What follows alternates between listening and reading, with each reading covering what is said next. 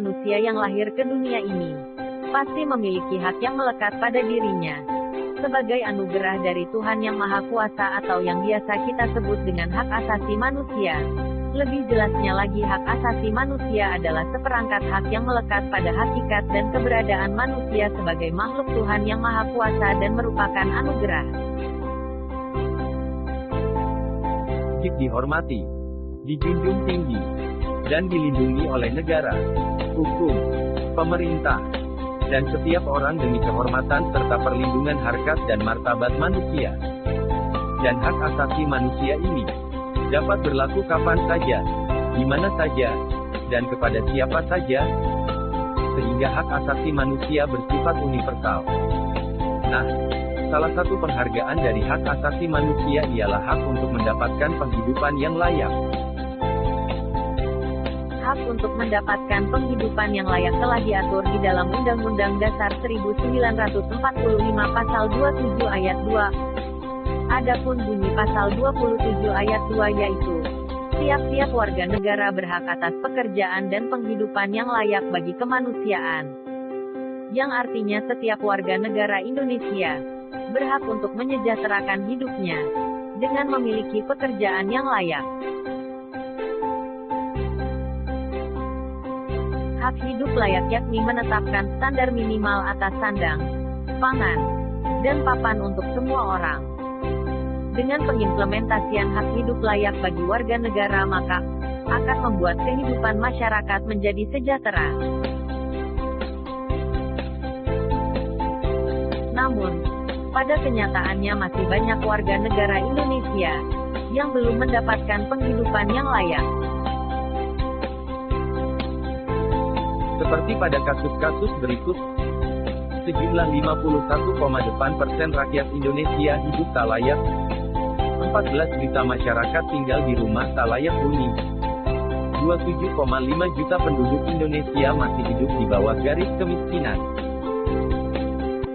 Dari hasil Susenas, tim riset Sigma PHI menemukan bahwa sebanyak 5,9 juta orang tidak memiliki akses pekerjaan yang layak. 4,2 juta anak usia sekolah tidak mendapat pendidikan yang layak. 9,6 juta orang tidak memiliki akses kesehatan yang layak. 63,7 juta orang tidak memiliki akses pangan yang layak. 8,2 juta orang tidak memiliki akses air minum yang layak.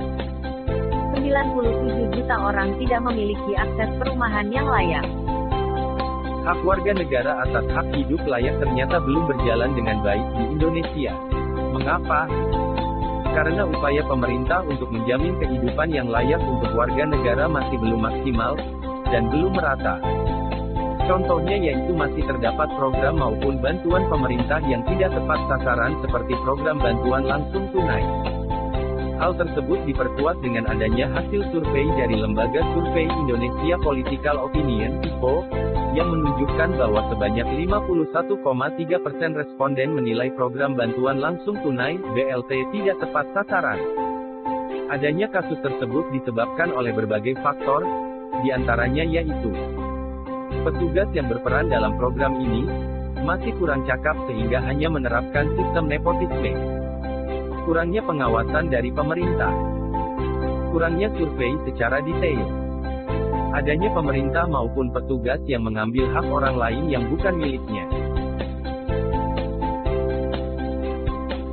Banyak warga negara yang masih terlantar, tidak mendapatkan pendidikan, dan tidak memiliki pekerjaan, dan lain sebagainya. Dengan adanya contoh-contoh tersebut, sudah jelas bahwa Indonesia belum sepenuhnya menjamin hak atas hidup layak bagi warga negaranya. Solusi warga negara atas kehidupan yang layak. Lalu bagaimana caranya agar setiap warga negara atas penghidupan yang layak dapat terwujud dan terlaksana dengan baik? Yang pertama, pemerintah maupun negara harus membuka lapangan pekerjaan dengan seluas-luasnya agar warga negara dapat bekerja kemudian dapat memenuhi kebutuhan dasarnya. Kedua, membuat kebijakan berupa program yang bertujuan untuk membantu warga negara yang tergolong miskin. Adanya program dari pemerintah yang membantu rakyat tentunya akan mengurangi indeks kemiskinan di Indonesia. Saat ini memang sudah dikeluarkannya 3 kartu sakti, yakni Kartu Indonesia Pintar, Kartu Indonesia Sehat, dan Kartu Keluarga Sejahtera yang sasaran tujuannya itu kepada masyarakat tidak mampu atau miskin. Tetapi, jika dipikirkan kembali, program tersebut tidaklah cukup untuk membuat masyarakat sejahtera. Perlu diciptakan kembali program-program pemerintah untuk mencapai kehidupan masyarakat yang layak. Ketiga, mengurangi pejabat dan pemerintah yang korup terhadap uang rakyat. Dapat dikatakan bahwa percuma saja membuat program bantuan kepada rakyat jika akhirnya dana tersebut disalahgunakan oleh pejabat. Keempat, negara mengadakan pengawasan terkait dengan pemerintah yang bertanggung jawab atas program yang diadakan. Karena dengan pengawasan yang ketat tentu akan mengurangi terjadinya korupsi oleh pejabat maupun petugas. Selain pengawasan terhadap pejabat, perlu juga ditekankan kembali pada warga yang menerima bantuan tersebut.